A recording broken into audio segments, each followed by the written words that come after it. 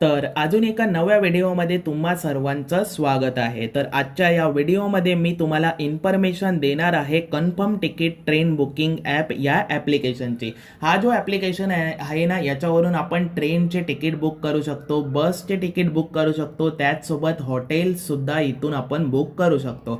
तर याची प्रोसिजर काय राहणार आहे याची इन्फॉर्मेशन जी आहे ना, मी तुम्हाला या व्हिडिओमध्ये देणार आहे. आणि सगळ्यात आधी जर आपण आजच्या या ॲप्लिकेशनमध्ये मी तुम्हाला कोणत्या टॉपिकची इन्फॉर्मेशन सांगणार आहे ते सुद्धा तुम्ही आधीच जाणून घ्या. इथे मी तुम्हाला ट्रेन तिकीट कशा प्रकारे बुक केले जातात या ॲप्लिकेशनचा यूज करून हे आजच्या व्हिडिओमध्ये शिकवणार आहे. तर तुम्ही व्हिडिओला नक्की कंप्लीट वॉच करा. आणि जर तुम्ही चॅनेलवर पहिल्यांदा व्हिजिट करत असाल तर चॅनेलला नक्की सबस्क्राईब करून टाका. कारण मराठीमध्ये जर तुम्हाला इन्फॉर्मेशन पाहिजे तर फक्त आणि फक्त तुम्हाला आपल्या चॅनेलवरच मराठी भाषेमध्ये इन्फॉर्मेशन मिळणार आहे.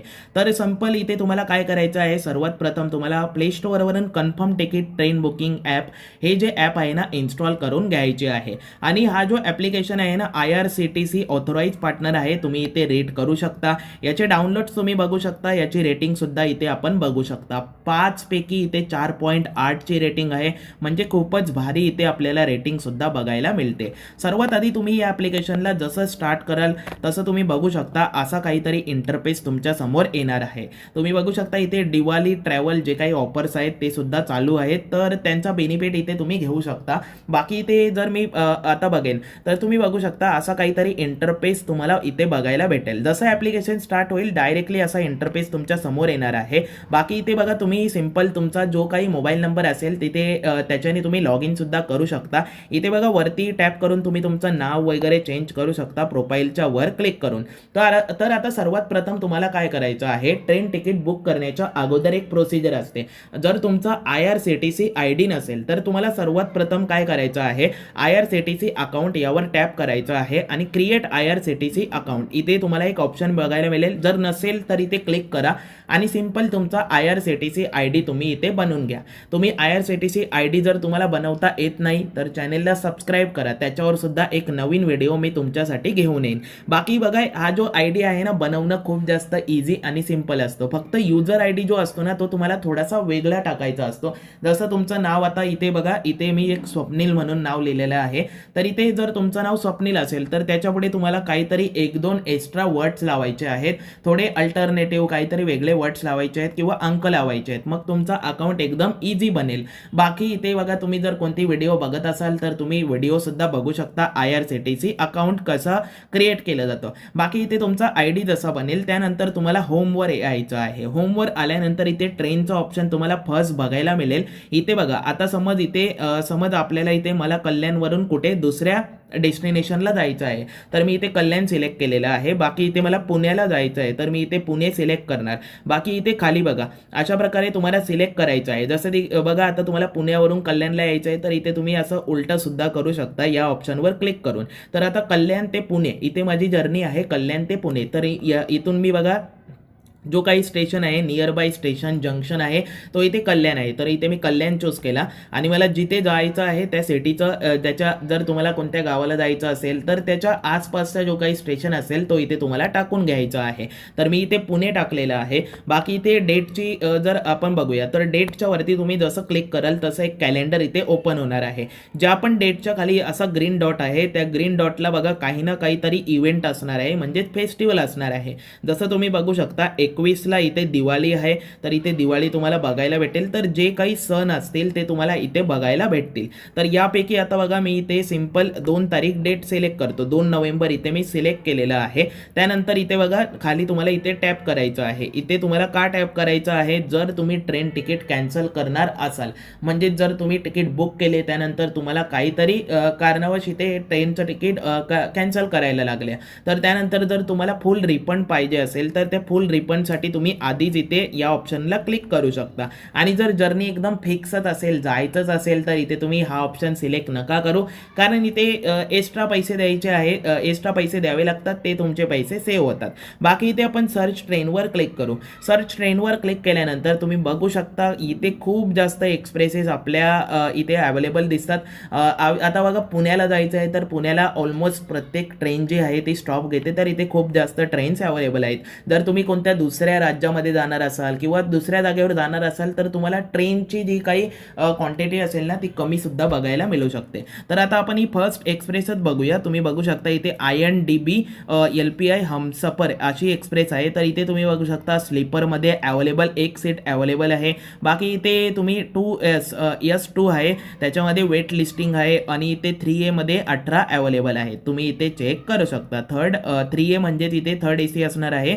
तर इथे त्याच्यामध्ये 18 अवेलेबल आहे. तर अशा प्रकारे तुम्ही ज्या काही ट्रेन किंवा जी काही एक्सप्रेस असेल तिला तुम्ही इथे सिलेक्ट करू शकता. इथे तुम्ही बघू शकता Veraval Pune express, JP Pune express, INDB Daund express, या प्रकारे तुम्हाला सिंपल ज्या काही गोष्टी असतील किंवा ज्या काही एक्सप्रेसेस असतील त्या इथे सिलेक्ट करून घ्यायच्या आहेत.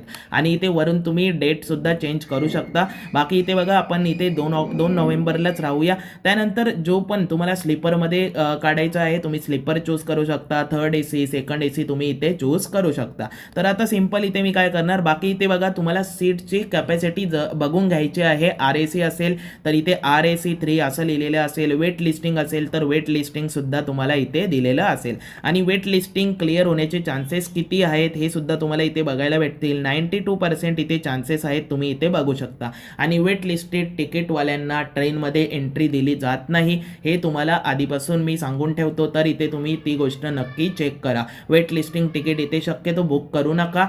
जर चान्सेस जास्त असतील, थोडा जास्त कालावधी असेल 1-2 महिन्यांचा, तर तुम्ही इथे ट्राय करू शकता. त्यानंतर तुमचा ट्रेनचा तिकीट जो आहे ना तो क्लिअर होऊन जातो आणि तुम्हाला RAC किंवा कन्फर्म सीट मिळून जाते. बाकी इथे बघा तुम्हाला त्या हिशोबाने बघून घ्यायचं आहे. आता इथे बघू शकता इथे 3A मध्ये 18 सीट अवेलेबल आहेत. मी इथे क्लिक करणार. क्लिक केल्यानंतर तुमच्याकडे 3 ऑप्शन येणार, जनरल, सिनियर सिटीजन, लेडीज. तर या प्रकारे काही कोटा अवेलेबल असेल, जर तुमच्यासोबत लेडीज असतील जास्त तर तुम्ही त्यांना लेडीज कोटामध्ये सुद्धा टाकू शकता जर सीट्स अवेलेबल असल्या तर.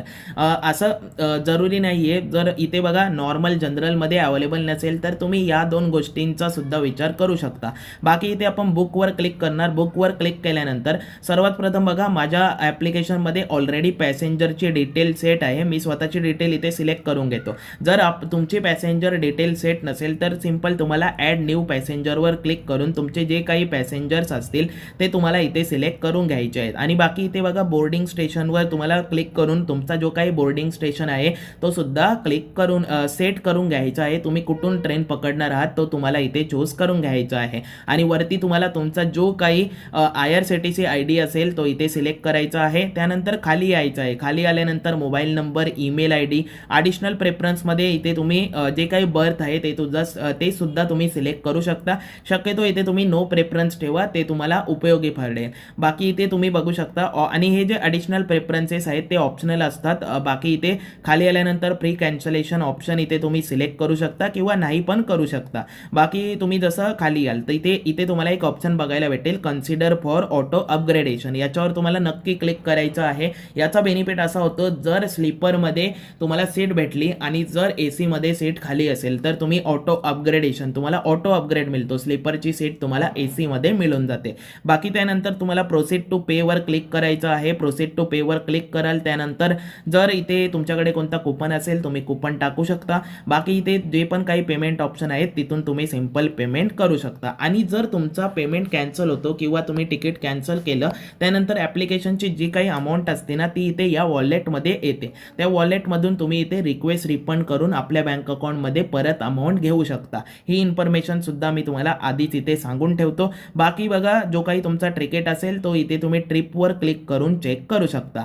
तर बघू शकता अशा प्रकारे तुम्ही खूप जास्त इझी आणि सिंपल वेमध्ये कन्फर्म तिकीट ॲप्लिकेशनवरून तिकीट बुक करू शकता. आणि हा व्हिडिओ बघितल्यानंतर तुम्हाला दुसरा कोणता व्हिडिओ बघण्याची गरज लागणार नाही असं मला वाटतं. तर चॅनेलला नक्की सबस्क्राईब करा आणि व्हिडिओला सुद्धा नक्की लाईक करून ठेवा. थँक्यू.